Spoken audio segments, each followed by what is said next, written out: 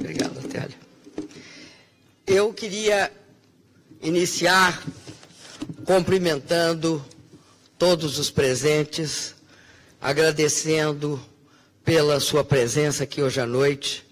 Ela é muito importante para mim, seguramente para o presidente Lula, que está aprisionado. E queria começar agradecendo o professor Dr. Harley Shaken, diretor do Centro de Estudos Latino-Americanos da Universidade de Berkeley. Quero agradecer pela acolhida, pela amizade e por todas as informações novas que eu recebi aqui em Berkeley.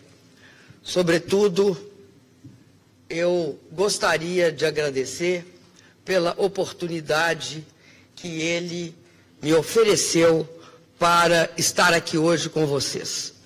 Queria agradecer a professora doutora Beatriz Mans, do Departamento de Antropologia de Berkeley, também a quem eu agradeço a recepção. A professora doutora Mara Loveman, diretora do Departamento de Sociologia de Berkeley. Queria agradecer o professor Eric Schickler, diretor do Departamento de Ciência Política de Berkeley. E queria dirigir um agradecimento especial a uma pessoa que é incansável, a Isabel Nogueira, coordenadora...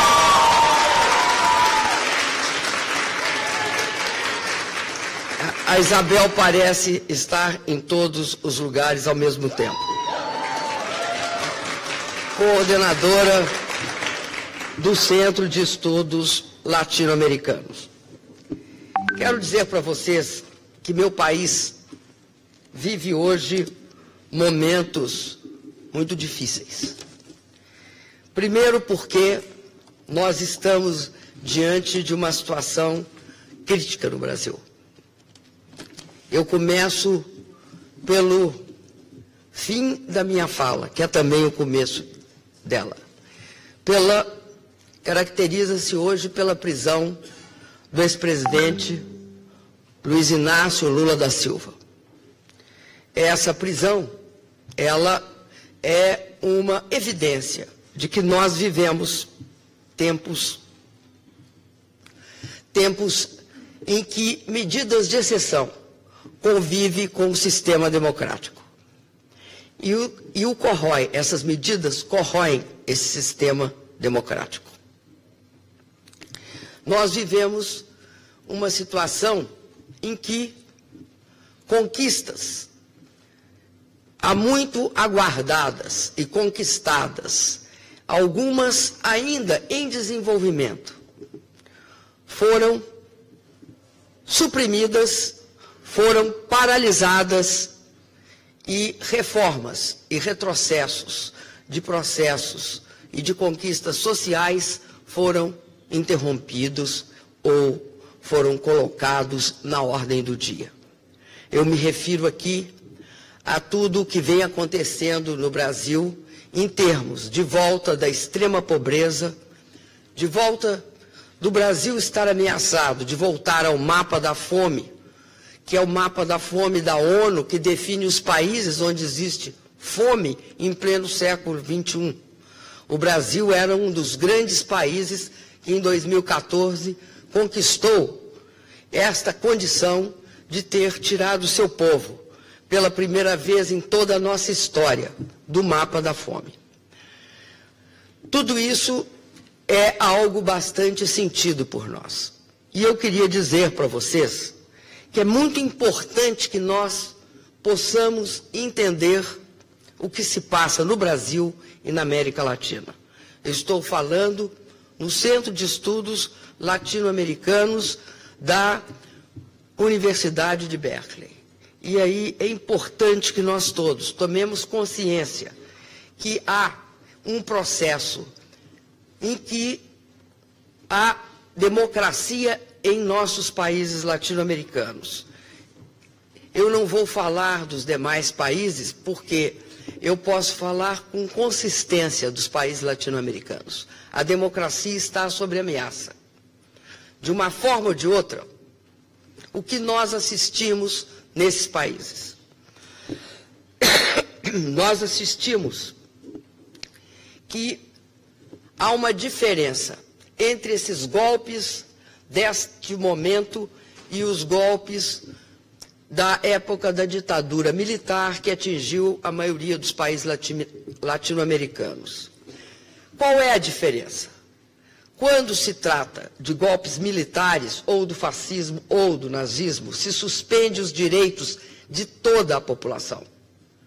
São drásticas medidas, são cortes nos direitos de organização, de expressão, imprensa livre, nem se fala, enfim, de manifestação e de opinião. E, na sua radicalização, matam, torturam, exilam e, ao mesmo tempo, criam inimigos claros. Esses golpes eram típicos da época da Guerra Fria. O golpe de hoje é dito como não golpe, porque ele não tem as mesmas características. Ele é tido como um evento de anormalidade institucional, mas não é. É um golpe parlamentar, muitas vezes jurídico, com grande empenho da mídia, principalmente dos setores de mídia, que são extremamente concentrados na América Latina, e no Brasil em especial. 4 famílias controlam oligopolisticamente os principais meios de comunicação no Brasil.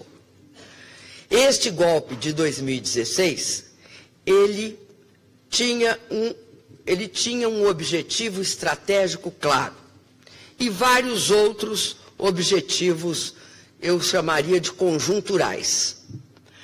Muitas vezes o objetivo conjuntural escondeu no início a característica maior do golpe.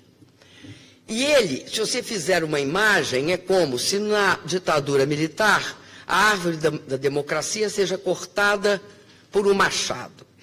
E neste golpe parlamentar, midiático, onde também você tem o envolvimento de setores do judiciário e de segmentos da elite dos diferentes países, no caso do Brasil, uma parte do setor financeiro fortemente aderiu ao golpe, você tem uma outra situação. É como se a árvore da democracia fosse tomada por fungos, fosse tomada por parasitas, que corroem a democracia desde dentro, principalmente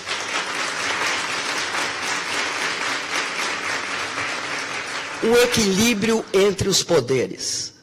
E aí é o seguinte, quando você tira um presidente sem crime de responsabilidade, a partir daí tudo é possível. O processo de radicalização leva a constante esgarçamento, ruptura dentro de cada um dos poderes. E aí se afeta a justiça, aquela justiça que tem de cimentar a relação civilizada de todos são iguais perante a lei. Eu sei que a democracia formal só não basta. Todos os povos procuraram construir uma democracia de oportunidades iguais para todos. Mas é bom que a gente saiba que sem a democracia formal, você tem ameaçado todos os seus direitos. O que nós aprendemos no Brasil ao longo da nossa história é sempre que a democracia se aprofundou. Quem é nós? A população brasileira ganhou. Sempre que ela foi suspensa, colocada entre aspas, que ela foi, de alguma forma ou de outra, mitigada, a população brasileira perdeu. Então, considerando que tem essa tipologia, é bom entender o seguinte: o golpe não é um ato. Como qualquer golpe, ele constrói um processo. Ele tem de se reproduzir. Ele não é dado e aí está encerrada a questão. Não. A partir do momento em que em que fazem um impeachment sem crime de responsabilidade, porque eles diziam e espalharam pelo mundo que o Brasil estava quebrado. Ora, o Brasil não estava quebrado e eles tiveram, eles mesmos, de reconhecer que ele tinha uma situação macroeconômica robusta.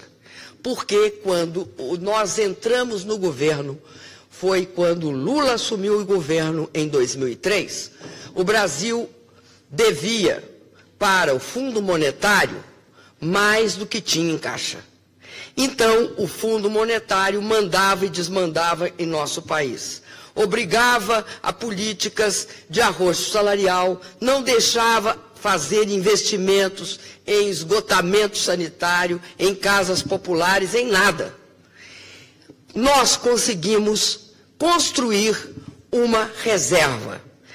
Ao longo do governo do presidente Lula e do meu, nós construímos 380 bilhões de dólares de reserva. Nós somos a 5ª reserva do mundo ou a 6ª. Eu já não sei mais, porque não sei como se desenvolveu as reservas dos outros países.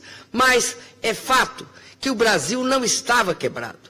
O que houve no Brasil foi que eles aproveitaram uma crise econômica que chegava até nós, crise essa que nós não somos responsáveis, porque é o efeito da crise de 2008 sobre os países emergentes, sobre nós, sobre a China, sobre a Rússia, sobre a Argentina, enfim, sobre esses países que tentavam, nesse momento, se desenvolver. Nós tivemos uma queda imensa das commodities, nós tivemos uma série de problemas nesse período. Mas era uma crise econômica, nós superaríamos. O que aconteceu? Aconteceu que aproveitaram esta crise econômica e julgaram sobre ela uma crise política. Eu fui eleita, a última vez, em 14, em novembro, com 54 milhões e meio de votos.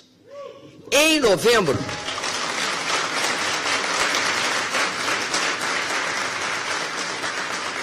em março, os que perderam, a oposição, o adversário que eu enfrentei nas urnas, entrou com um pedido de impeachment em março. As alegações eram muito fluídas, não se tinha clareza o que se alegava. Pediram recontagem de votos, pediram que houvesse um escrutínio sobre a nossa campanha, enfim, tentaram impedir até que eu tomasse posse. Mas, quando inicia março, eles entram com um processo de impeachment, vão ser 18 processos de impeachment.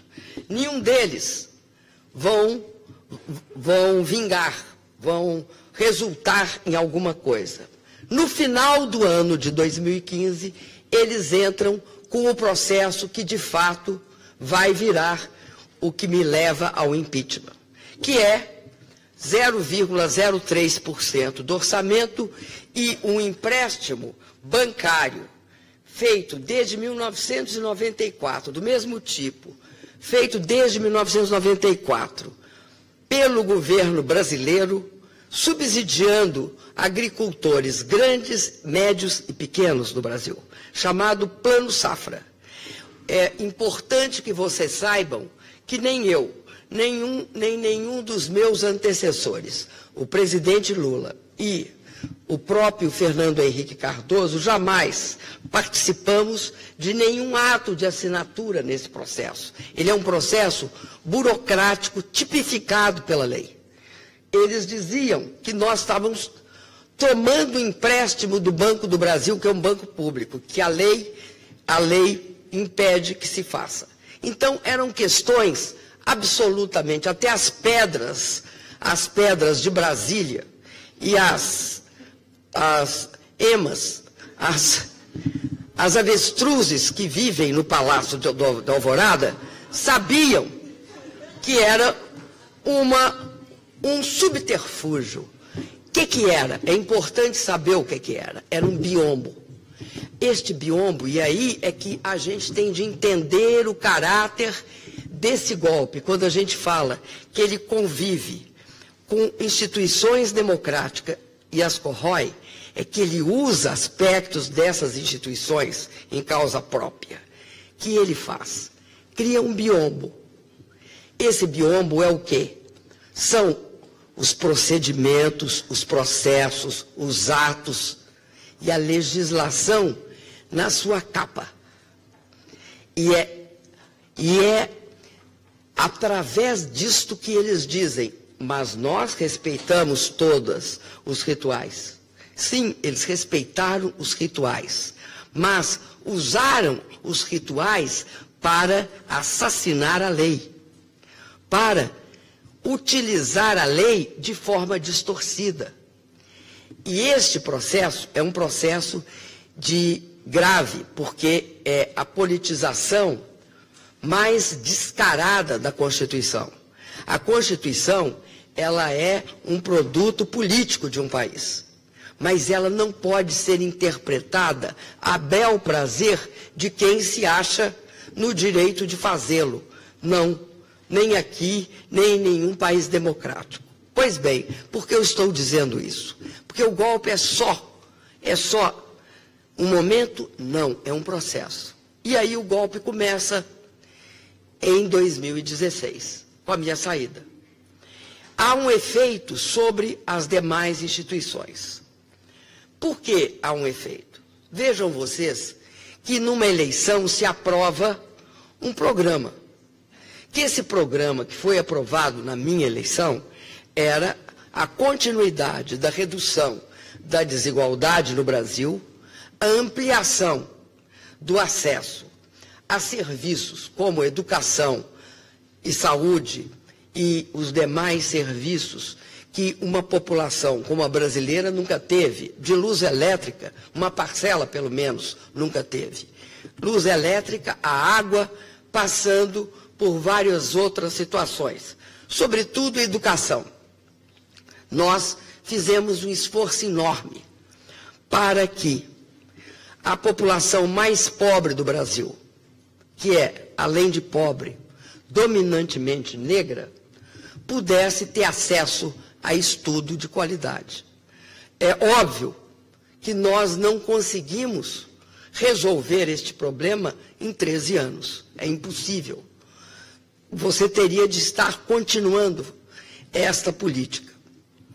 Mas nós também nos preocupamos com o desenvolvimento do país, com a formação técnica dos trabalhadores. Fizemos um grande programa de formação técnica.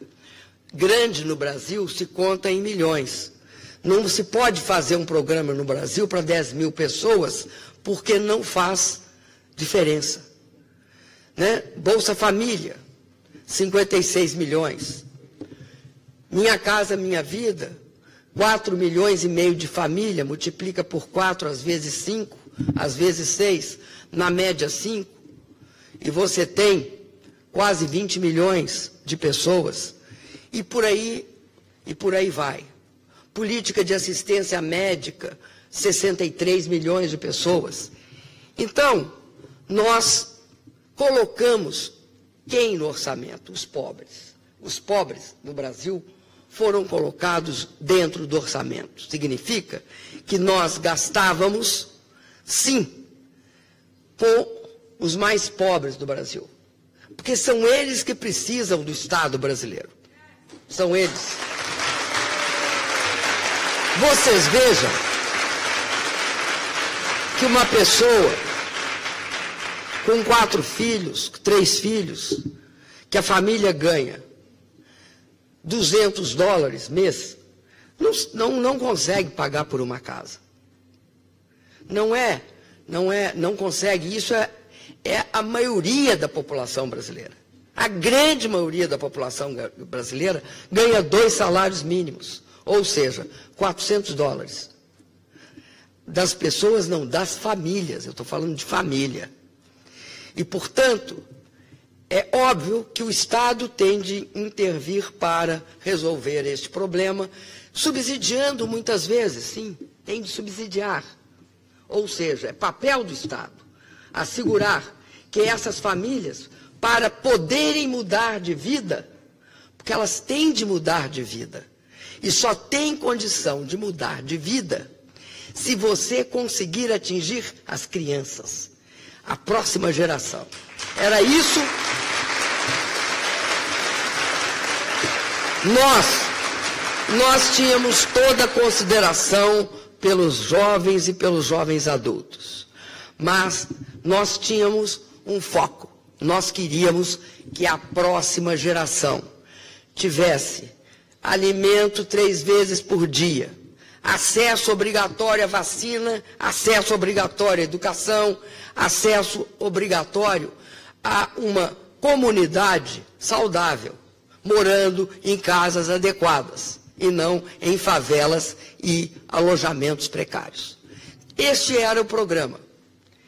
Nós conseguimos resultados muito expressivos, isso foi reconhecido pela ONU, por todos os órgãos que tratam da questão do aumento da igualdade no mundo. E nós estávamos contra a corrente. Por que estávamos contra a corrente? Na década que nós reduzimos a desigualdade, o mundo ampliava a desigualdade. É a era do 1% aqui nos Estados Unidos, é a era da redução também na Inglaterra, de problemas na Alemanha, na França, em todos os países. A América Latina, tanto na Argentina, como no Chile, como em vários países, vinha nesse processo de redução da desigualdade. E a gente estava provando que é possível crescer e distribuir renda. Não só é possível, como uma coisa puxa a outra. Não se pode esquecer que nós temos um mercado substantivo, né? E também tínhamos uma política externa independente. Pois bem, quando eles dão o golpe, eles passam a executar a sistemática destruição dessa política. A sistemática. Primeiro, eu acho muito sintomático que eles inauguram a gestão interina do governo, porque leva tempo entre criarem a oportunidade deles me julgarem até eu sair. Neste período, há um governo interino, entre abril e agosto. Logo no início do governo interino, é interessantíssimo que eles acabam com o Ministério da Cultura. Por que acabam com o Ministério da Cultura? Porque para eles é irrelevante. Uma coisa que para nós não pode ser. Porque a cultura, e aqui em Berkeley, vocês respiram cultura. A cultura, ela constitui a forma pela qual a nacionalidade de um país se expressa, ou se constitui, ou se erige. Então, eles criaram também um ministério muito interessante de homens velhos, ricos, brancos. Num país que tem a metade da população, um pouco mais da metade, de mulheres, de negros, indígenas e, obviamente, brancos. Esse país é um país complexo. E aí eles começaram a adotar essa agenda, desconstruindo criaram algo que se chama teto dos gastos. O teto dos gastos por 20 anos. O Brasil não pode ter nem a educação, nem a saúde crescendo acima da inflação. Isso é, de fato, uma sandice. Por quê? Porque o Brasil deixou para trás milhões de pessoas. Ao mesmo tempo que ele tem de dar conta de quem entra, ele tem de buscar quem está para trás. São dois movimentos. Buscar, dar espaço e oportunidades para aqueles que buscam. E buscar aqueles que ficaram para trás, que são milhões. Portanto, você sempre gasta acima do crescimento da inflação em educação e em saúde. Criaram uma reforma trabalhista num país como o nosso extremamente prejudicial. E por aí vai tomar uma série de medidas. Por exemplo, a partir de um determinado momento, revogaram um decreto que impedia e que coibia e que fiscalizava o trabalho análogo à escravidão. Porque existe no Brasil trabalho análogo à escravidão. E se o Ministério do Trabalho não está fiscalizando, ele amplia. Quando o Ministério do Trabalho está fiscalizando, descobre uma empresa que trata seus trabalhadores análogos em condições análogas à escravidão, essa empresa não tem crédito, essa empresa é colocada para conhecimento público, então, por isso, as tentações de tratar trabalhadores como escravos reduzem-se significativamente. Então, essas medidas todas foram empreendidas. Enquanto isso, este é um lado da questão. Enquanto isso, começa uma outra ação que vem desde o meu impeachment, um pouco antes do meu impeachment, que é os processos de combate à corrupção. Eu quero esclarecer a vocês que se combate a corrupção com dois pré-requisitos. Tem dois, senão não se combate a corrupção. Um, você fortalece as instituições que fazem o combate. Dois, você cria a legislação que permite o combate. Como é que funcionava o Brasil antes?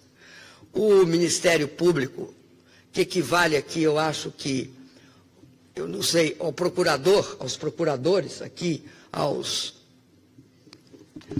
funcionários do Departamento de Justiça, eu não sei bem como fazer a comparação entre o Brasil e os Estados Unidos. Bom, mas ele, o procurador-geral, que é o procurador responsável pelo Ministério Público, era chamado, não por nós, pela imprensa brasileira, que não é nem um pouco santa, de engavetador-geral da República. Por que ele era o engavetador-geral da República? Porque todo o processo que chegava a ele não tinha continuidade, porque ele o colocava na gaveta. Assim sendo, quando o presidente Lula chega ao governo, o presidente Lula toma uma medida que não estava prevista na lei, mas que era uma reivindicação do Ministério Público, que é a seguinte: o Ministério Público, dentro dos seus quadros, escolhe 3 procuradores. Entre os 3, ele escolheria o mais votado. Essa foi o primeiro fortalecimento da autonomia do Ministério Público. Há quem questione esse fato por conta dos chamados check and balances. E você não pode dar um poder corporativo a uma instituição. O fato é que eu e o presidente Lula demos esse poder. Além disso, o presidente Lula fortalece a Polícia Federal. Como? A Polícia Federal de um país como o Brasil, que trata de droga, a tráfico de armas e a todos os crimes federais, como de corrupção, ela não pode estar em todos os lugares fisicamente. Ela tem de ser uma polícia construída com todos os recursos da inteligência, ou seja, da investigação sofisticada, para achar o criminoso ou os criminosos, para as rotas de tráfico de arma, etc., e para os crimes de colarinho branco. Além disso, era necessário uma legislação. No Brasil, não havia uma caracterização efetiva, clara e indiscutível sobre uma questão que, para haver corrupção, é necessário uma dupla: o corrupto e o corruptor. No Brasil se punia o corrupto e fingia-se que não se via o corruptor. Muito característico do poder inerente a quem tem dinheiro, em sociedades ainda que precisam de um desenvolvimento democrático maior. Então se tipificou o corruptor. A partir daí ele podia ser punido. E também se deixou mais claro o Instituto da Delação Premiada. Isso em 2013. A partir daí, começa as investigações mais fortes de corrupção no Brasil. Eu posso utilizar a fala de um ministro golpista, um líder golpista, o senador Romero Jucá, que foi gravado por um outro senador, que era também do seu próprio partido, do PMDB, que chama Sérgio Rezende. O senador Jucá estava persuadindo o Sérgio Rezende, que ele não sabia que eu estava gravando, a participar do golpe. Então ele dizia algo como: é necessário que a gente tire eles, porque eles não vão impedir a investigação de corrupção. Então, para estancar a sangria, temos de dar o golpe. E fala e conclui dizendo: com o Supremo Tribunal e com tudo. Esta é a fala. Aliás, é bom que vocês saibam que ela está sendo objeto de uma fake news numa série da Netflix, que estranhamente coloca essa frase gravada pela própria Procuradoria, porque esse senador estava a serviço da Procuradoria, na boca do Lula, que não tem nada a ver com essa fala. O que mostra como se constrói politicamente fake news. Vocês me dão licença, eu vou pegar água. Ah, está aqui.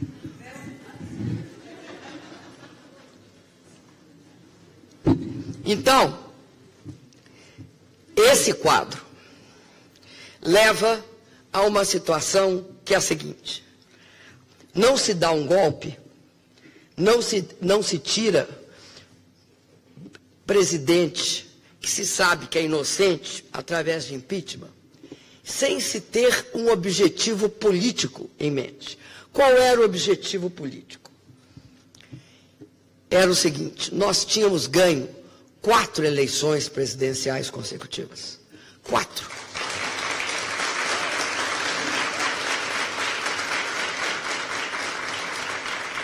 Lá atrás, em 2006, eles pensaram em nos destituir por meio de um impeachment. Mas chegaram à conclusão que a gente devia ser entregue a gente mesmo, porque a gente ia sangrar até morrer. Isso é a fala do senador Agripino Maia sobre nós. Mas eles descobriram que a gente não sangrava até morrer, que nós ganhamos mais 3 eleições depois disso. Então, quando eles olham 4 eleições consecutivas, eles chegam àquela conclusão, que é um conselho feito pelo Milton Friedman.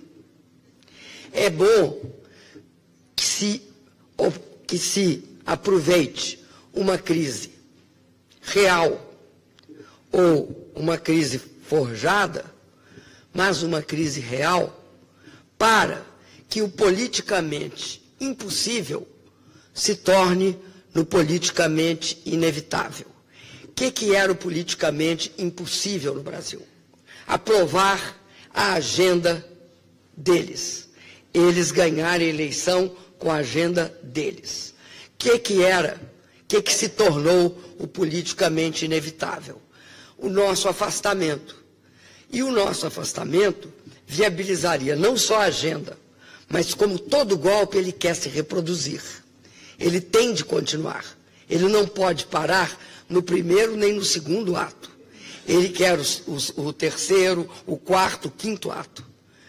Então, o que acontecia naquele momento? Queriam usar o golpe não só para me tirar do governo, mas para destruir o partido, que é o meu partido, dos trabalhadores, e o presidente Lula. E os militantes, enfim, queriam transformar nós em politicamente inexistentes.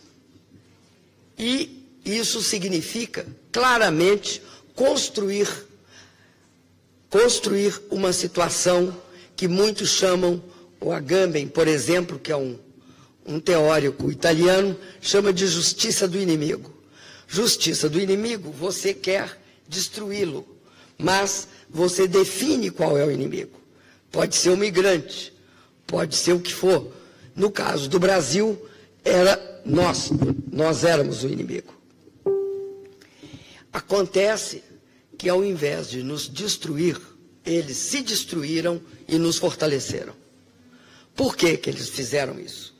Por conta de duas coisas. Eles subestimaram a crise econômica e subestimaram a própria crise política que eles tinham criado. E subestimaram também a compreensão da população brasileira.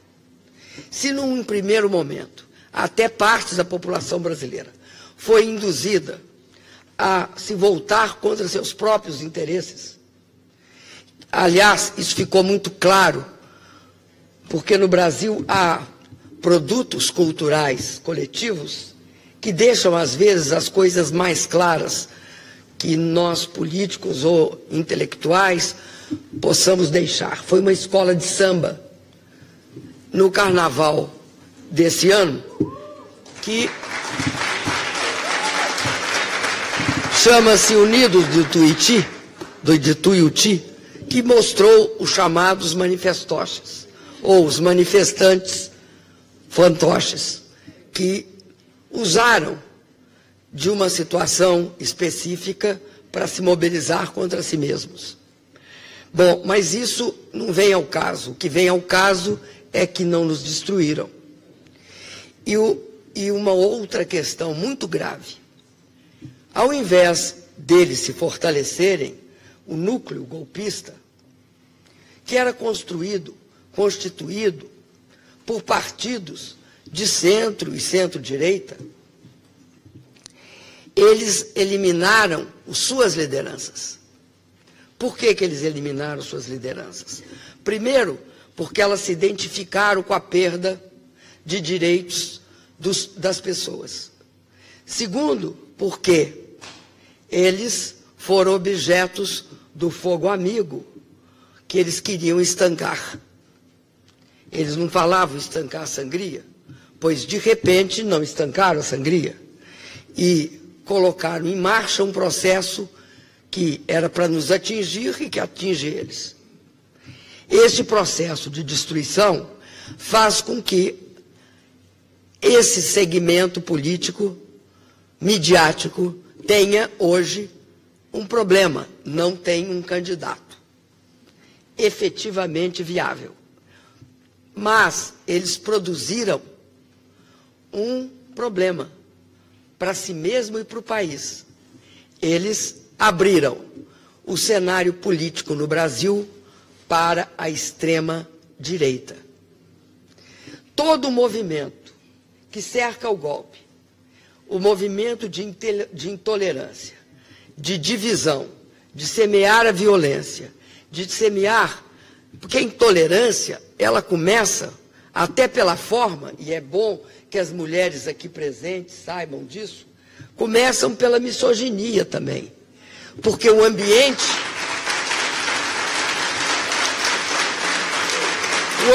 criado pelo golpe é misógino.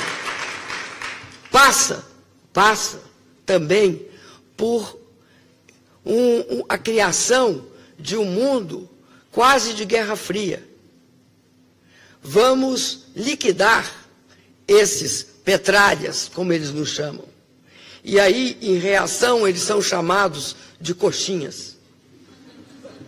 E há uma divisão absolutamente irracional, porque não é assim que se constrói uma democracia. Não é acentuando só as diferenças, é buscando consensos, pontes, né? Negociações. Então, o que acontece no Brasil? Desde o início do ano passado,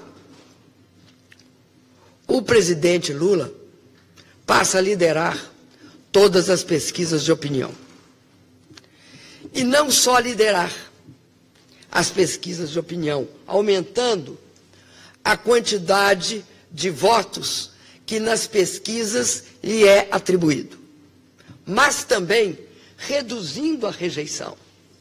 Porque se você ficar 70 horas exposto a noticiários de TV que te julgam, que te condenam e que induzem a população a achar que você cometeu atos inimagináveis, para você poder resistir, tem de ter uma explicação.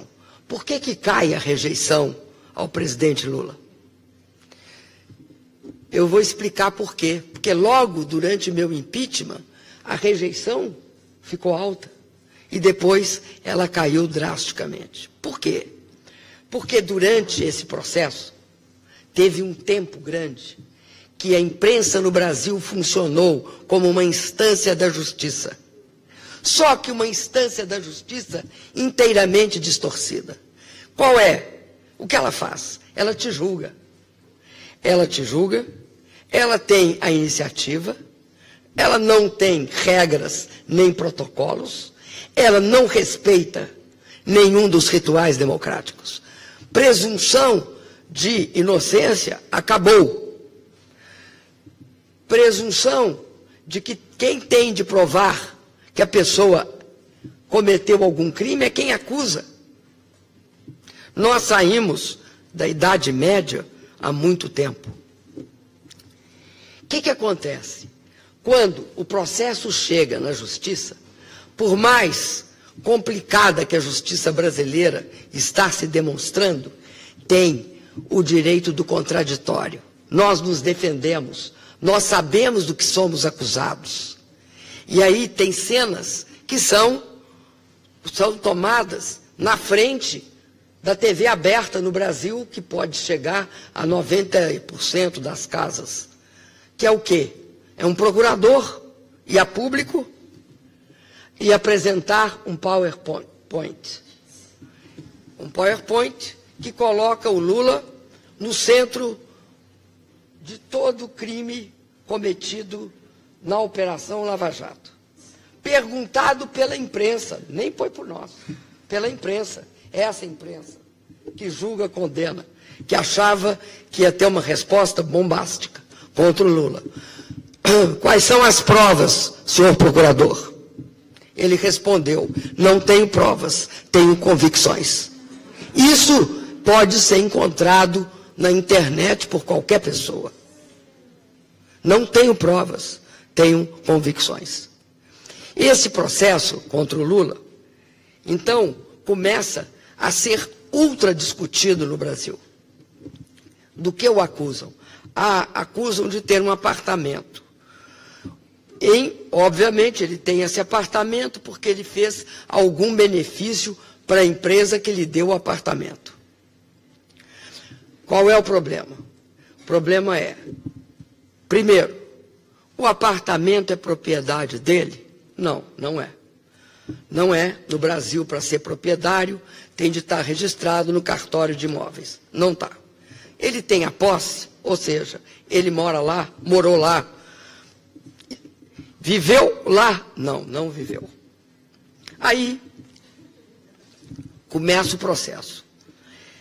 Durante o processo, se descobre que esse apartamento que lhe foi atribuído, ele foi dado pela empresa dona dele como caução para o empréstimo que ela fez junto à Caixa Econômica Federal. Como ela não pagou a Caixa Econômica Federal, esse apartamento foi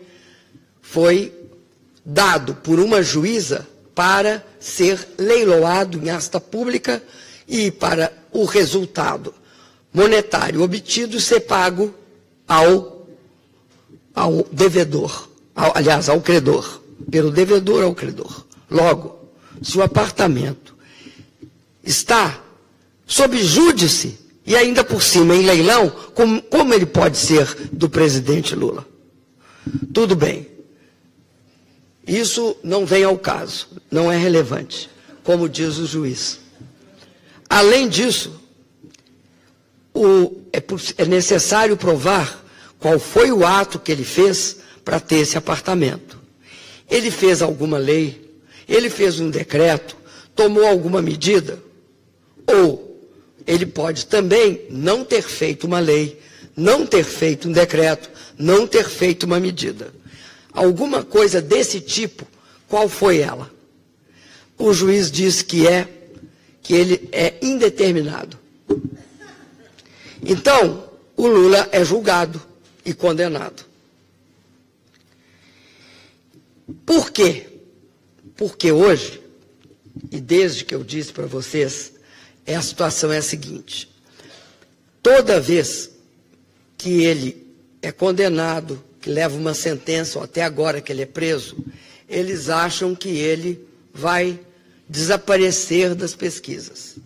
Pois ontem não, eu acho que 2 dias ou 3 dias atrás fizeram uma pesquisa com a qual nós não temos nada que ver, que mantém ele com mais que o dobro do senhor Bolsonaro.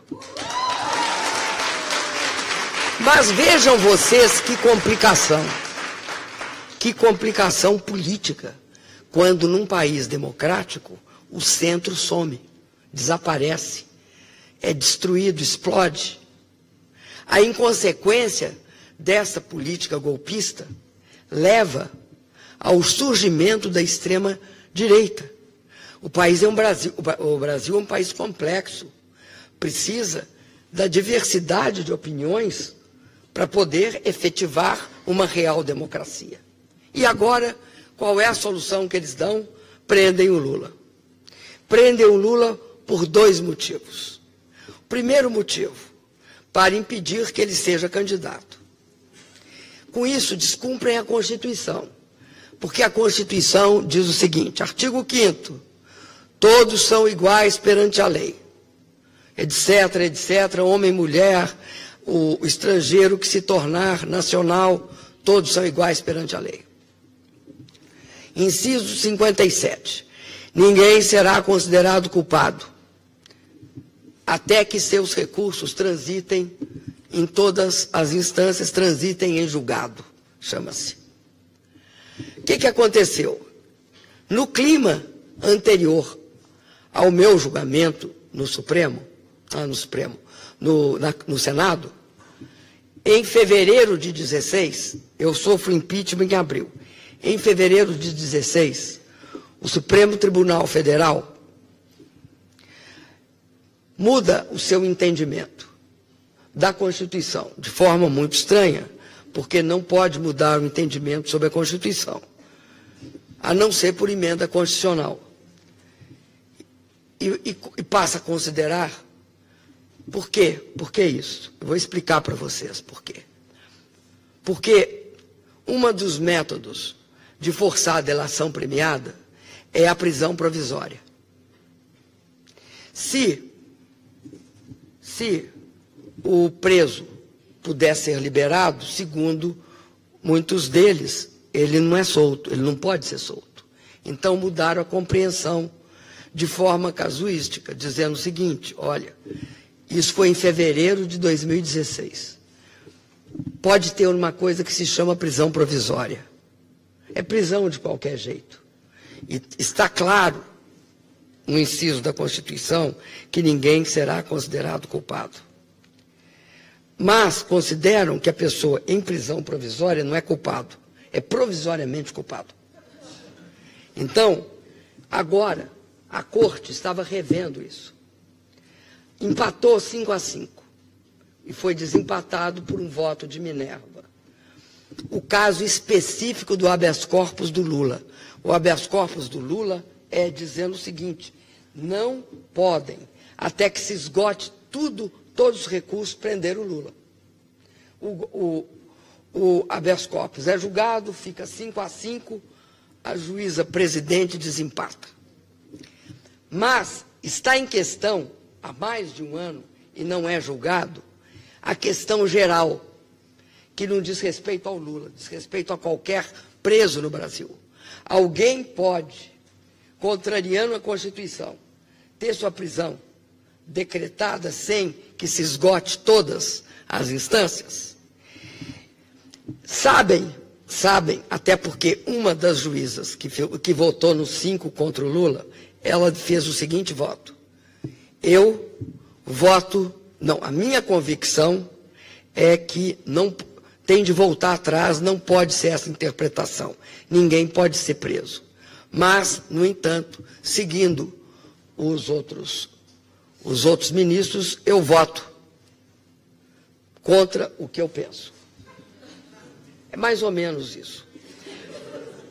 Ou seja, no caso específico, ela sentia que só podia votar a favor do Lula se votasse o caso geral. Porque aí a jurisprudência do Supremo teria mudado e, portanto, ela poderia votar o caso do Lula. É isto que ela falou. Então, há a suposição de que é 6-5 a votação. Porque dá 5-5, a juíza presidente vota sempre contra, então é 6-5 contra. Se essa juíza mudar de posição, é 6-5 a favor. Bom, essa situação jurídica é fato. Eu estou falando dela para poder entrar numa questão. O Lula está preso numa solitária. O Lula está isolado na solitária. Porque a questão é mais complexa. Não basta prender o Lula. Não basta prender. O problema é que não pode deixar o Lula falar. E o próprio juiz que manda prender diz isso. Ele fala muito contra esta operação. Ele não pode falar. Por que ele não pode falar? Porque ele muda a opinião das pessoas. Ele argumenta. Então não pode falar. Então está lá numa prisão solitária. Eu sou uma pessoa que vivi prisão na ditadura. Fiquei 3 anos preso.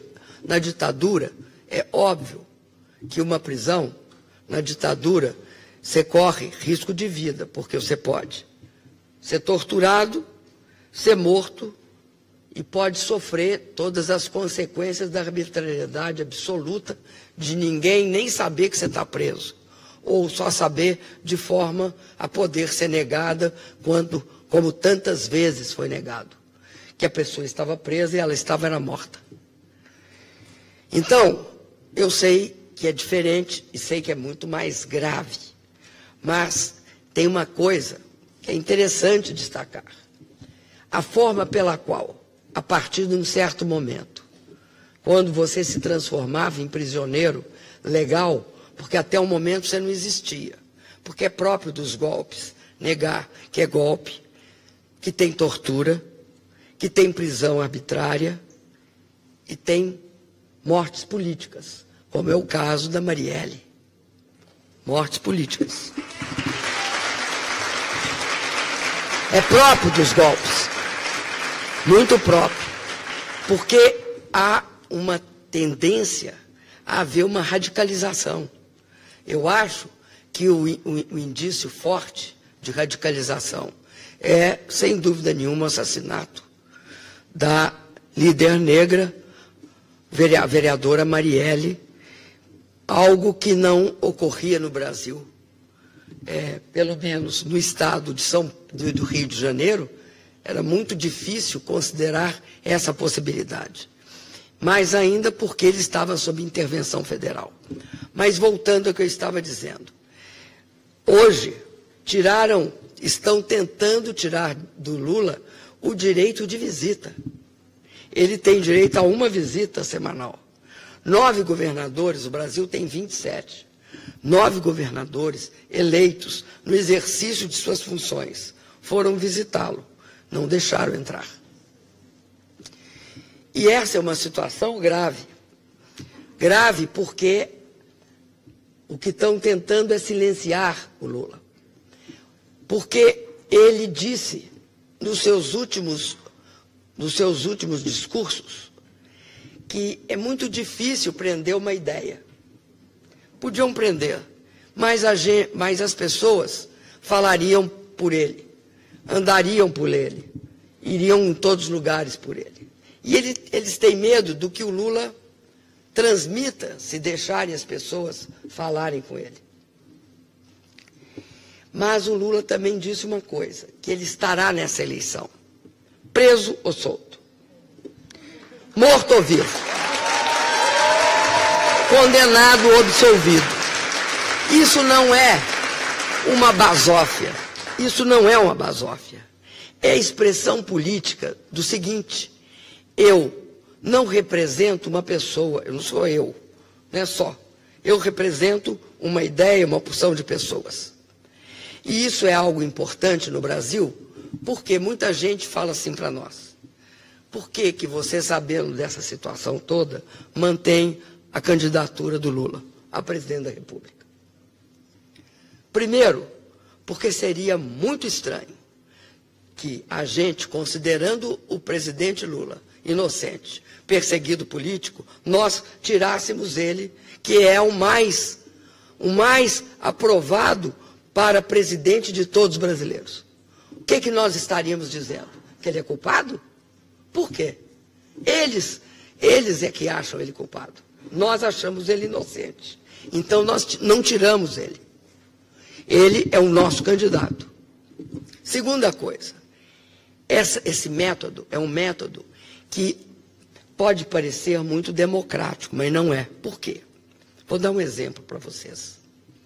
Quando eu estava sofrendo impeachment, um mês antes do julgamento no Senado, começou uma pressão para me renunciar. Pressão de quem? A mídia falava que se eu não renunciasse era porque eu era autista. O que é um absurdo, um preconceito contra autista e absurdo. É uma questão política não renunciar. Você renuncia? Por que você renuncia? Você renuncia quando você tem culpa, quando você não tem culpa. E você acha e acredita que a democracia é um bem, o que você quer? Ampliar os espaços democráticos. E aí é sua obrigação ir no Senado da República e explicar para a população brasileira o que está acontecendo. Caso contrário, você perde algo que no mundo das mulheres e dos homens é fundamental. Qual é a narrativa que você deixa, não para o momento imediato, mas para todos saberem o que aconteceu? A mesma coisa, o Lula. Para que nós vamos abrir mão da candidatura do Lula e resolver o problema deles? Por quê? Para quê? Em que sentido político? Então, o Lula é nosso candidato.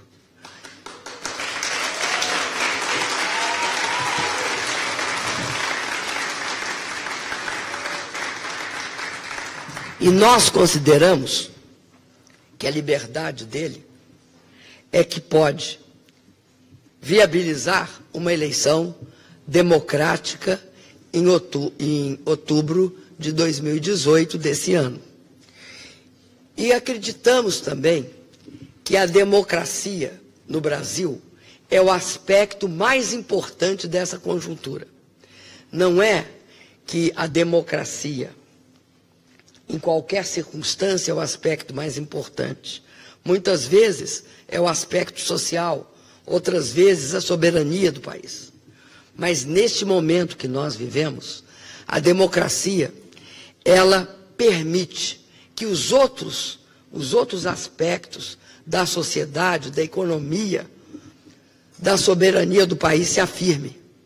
Sem ela, nós não nos reencontraremos. O Brasil não se reencontrará. E, do meu ponto de vista, haverá necessidade de um período de transição onde nós reconstruamos o pacto democrático, o pacto que vai permitir que nós respeitemos não só os votos, como a regra do jogo.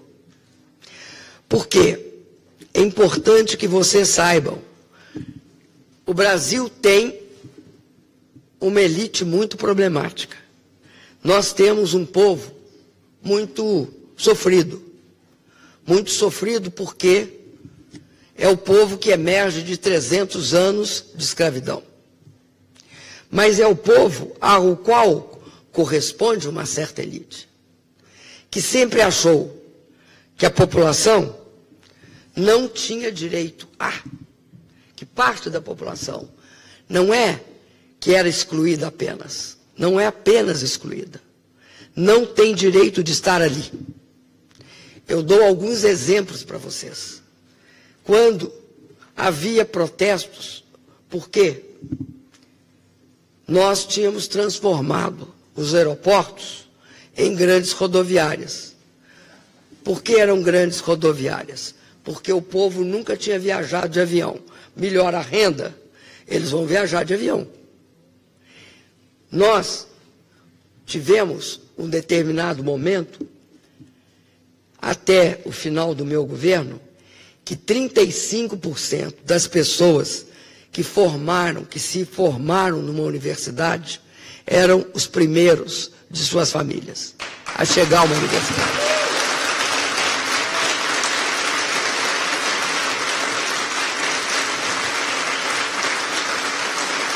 São ganhos que transformam a vida das pessoas. É o direito de que nós tínhamos política de cotas, apesar de dizerem que isso era um absurdo, política de cotas. Isso no segundo maior país de população negra do mundo. Nós somos logo depois da Nigéria. Então, eu quero dizer para vocês que no Brasil a exclusão se combina com privilégio. A forma de controle violento da sociedade, ela não é visível porque ela atinge os de baixo. Os de baixo. Da classe média para cima, não há um nível de violência, de controle. Mas quem são os presos no Brasil? São os jovens negros. Quem são as mulheres que sofrem mais violência? As mulheres negras. E a Marielle é um símbolo do quê? De uma mulher que assumiu a sua condição, que foi capaz de desenvolver uma política e que, mais do que isso, denunciou tanto o privilégio como a exclusão social. O privilégio que existe no Brasil em relação a negro e as negras, a violência se expressou nela, a violência que recai contra as mulheres negras diuturnamente no Brasil. E é bom que a gente saiba que a cara, a face, o rosto da população excluída é muito triste. É criança, é mulher, é negro, vive na periferia das grandes cidades do norte e do nordeste. São esses os milhões de brasileiros que, durante os nossos governos, tiveram acesso a serviços públicos e à renda. Mas, como diz o próprio Lula, nós subimos um degrau. Um degrau. E esse degrau que nós subimos foi intolerável para a elite brasileira. Intolerável. Por isso, nós teremos de reconstruir a democracia no Brasil. Não só porque não é possível a judicialização da política, como também não é possível a politização do judiciário. E há que ter claro que nós teremos de olhar várias coisas, da concentração dos meios de comunicação, passando por uma reforma política, uma reforma tributária. Eu não sei se vocês sabem, mas nós somos o único país, junto com a Lituânia, eu acho que é Lituânia, eu sempre me equivoco, é Estônia.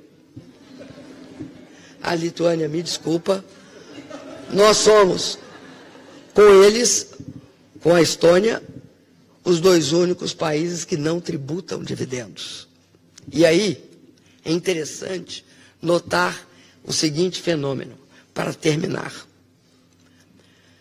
Durante meu golpe, tinha uma manifestação na Avenida Paulista, em São Paulo, que é o coração da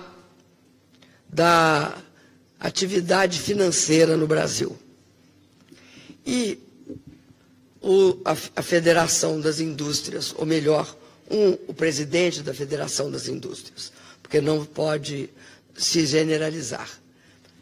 O senhor Paulo Scaff copiou um pato amarelo de um artista holandês, que depois protestou contra ele. Colocou este pato, bem grande, de 2 metros, no meio da Avenida Paulista. E o pato significava o seguinte: em toda crise, e vocês viveram uma recentemente, há um conflito distributivo. Eu vou dar um exemplo do conflito distributivo aqui. Você tem de escolher se você salva, que empresas que você salva e quem você salva. Em muitos momentos, há que saber quem é que paga uma parte da crise e quem não paga. Ou quem paga menos, ou quem paga mais. Por exemplo, na Espanha, as pessoas perderam as casas e se salvaram os financiadores. Então, você sempre terá um conflito distributivo numa crise. No Brasil, tinha um conflito distributivo. Teria de aumentar impostos. Não pagar o pato é não aumentar impostos. Não há como sair da crise ou sem girar as dívidas das empresas. Você não pode ficar deixando a empresa também falir. Ou sem mudar a sua legislação. E saber como, diante de uma crise, aquele país vai se comportar. Então, eu digo para vocês o seguinte: não é possível, em países como o Brasil, vigir a seguinte equação: financiarização, ou seja, alta concentração da riqueza em títulos, ações, especulação financeira. Isso existe aqui no Brasil, em todo o mundo, que leva a um aumento da desigualdade, que, por sua vez, leva a uma necessidade de desregulamentação das atividades financeiras, uma redução drástica dos impostos.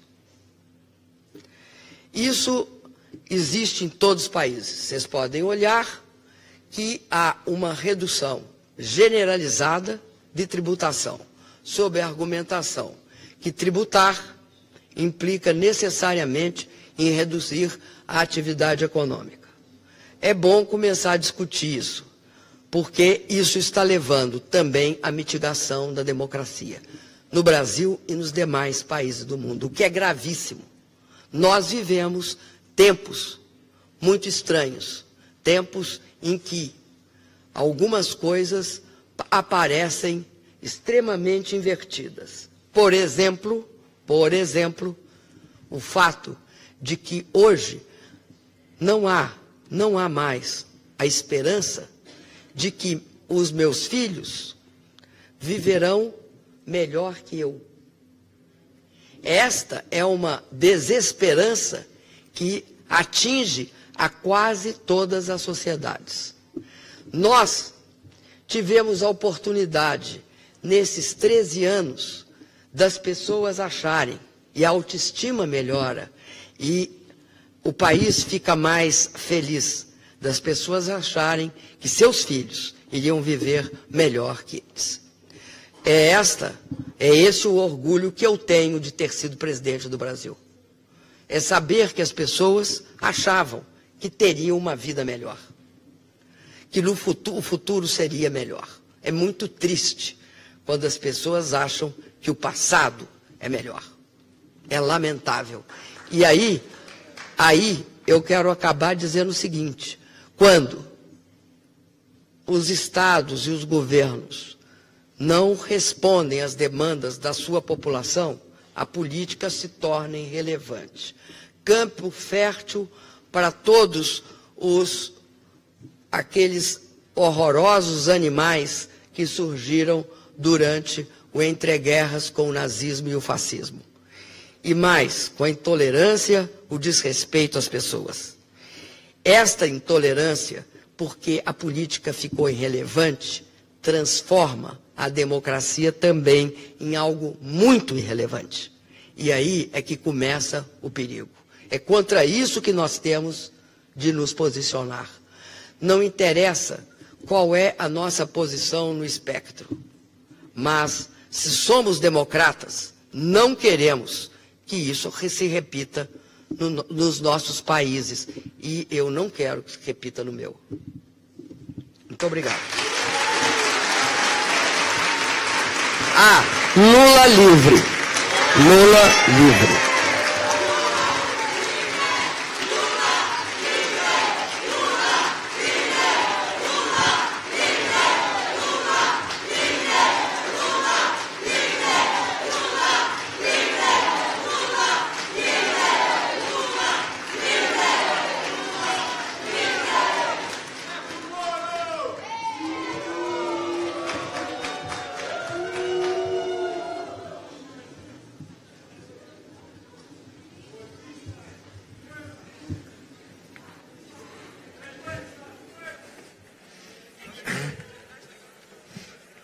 Parecia bicho.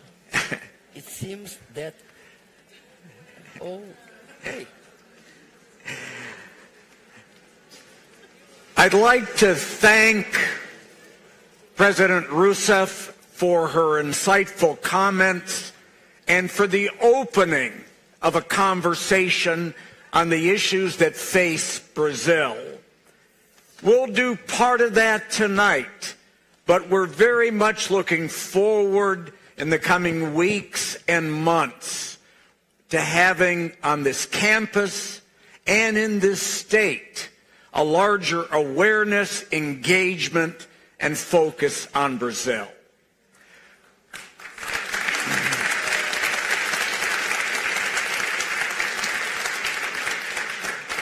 So as I mentioned right at the beginning, we're going to begin with 2 questions by UC Berkeley faculty members who have spent a lot of time, a lot of effort to write, research, and speak about Brazil. We will begin with Professor Tiana Paschel.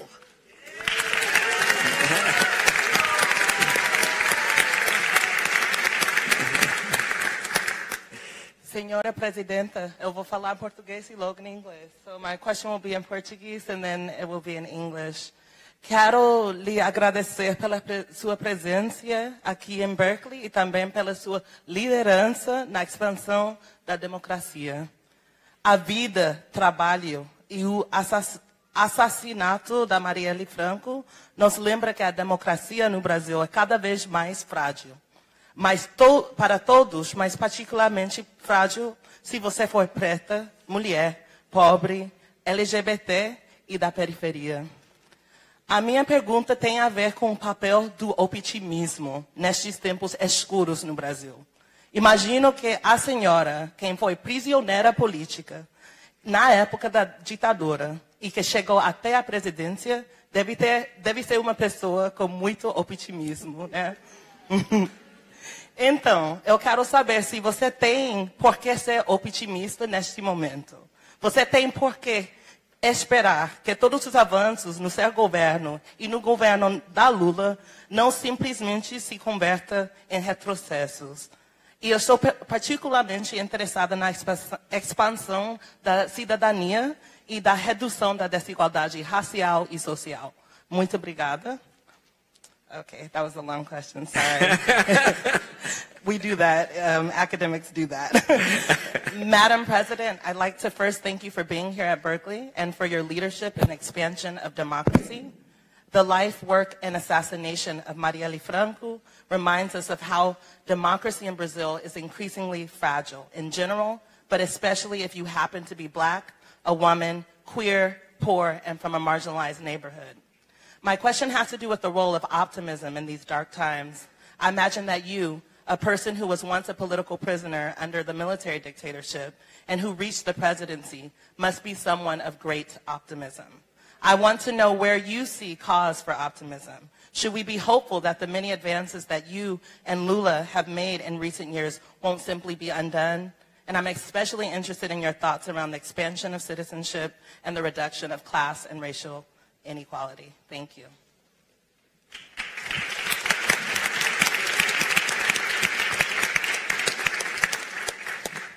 Primeiro, eu queria dizer que a sua pergunta é uma declaração muito bonita. Por quê?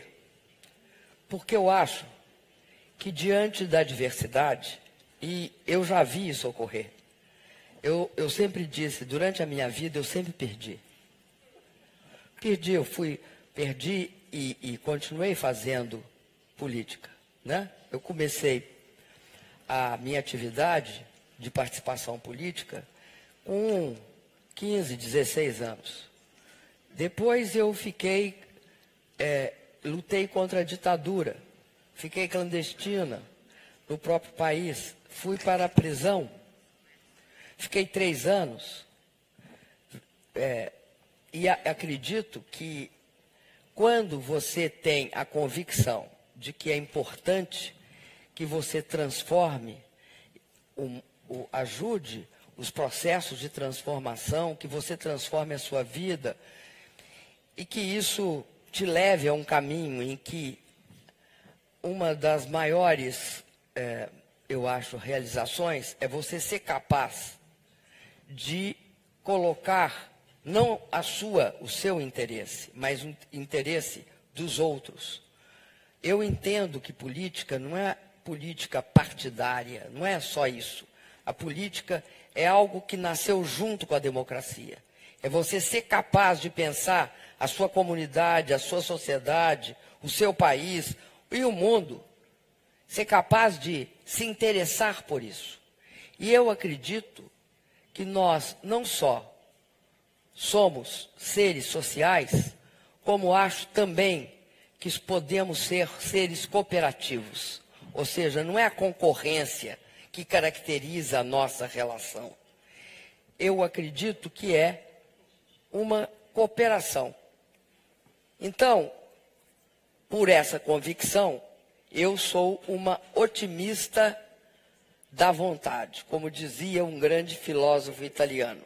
Mas eu sou realista da razão, porque nós só podemos ser capazes de interferir e de mudar as condições que nos são impostas, se nós formos capazes de compreender o que está acontecendo.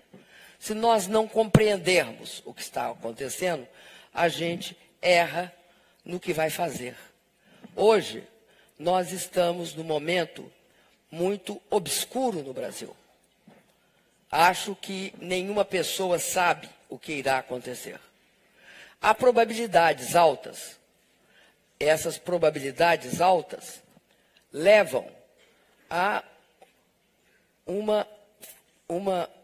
eu diria assim, um impasse, uma não solução, que é uma tentativa de transformar a eleição numa farsa. Por que que isto é gravíssimo? Porque criará uma farsa aberta perante o povo brasileiro. Não é uma farsa oculta, que você coloca no bolso e disfarça que não aconteceu.